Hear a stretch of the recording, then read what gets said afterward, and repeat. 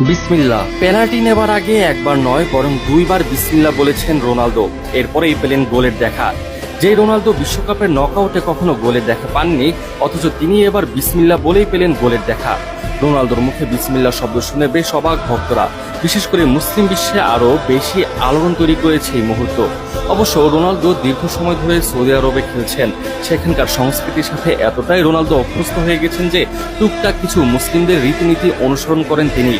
তার এই পরিপ্রেক্ষিতে ক্রোয়েশিয়ার বিপক্ষে পেনাল্টি নেবার সময় বিসমিল্লাহ বলে গোলের দেখা পান ক্রিশ্চিয়ানো রোনালদো। একজন আবার দাবি করেছেন শুধুমাত্র পেনাল্টি নেবার সময় নয় বরং এর আগেও ম্যাচের 11তম মিনিটে ফ্রি কিক নেবার সময় রোনালদো বিসমিল্লাহ বলেছেন।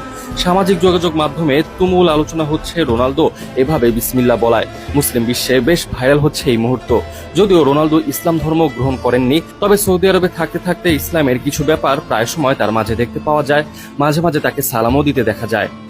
তবে আজকের এই দিনটা রোনালদোর জন্য আরো বেশি স্পেশাল। ক্রোয়েশিয়ার বিপক্ষে শ্বাসরুদ্ধকর ম্যাচে পর্তুগাল যেভাবে জয় পেয়েছে তা অবিশ্বাস্য ছিল।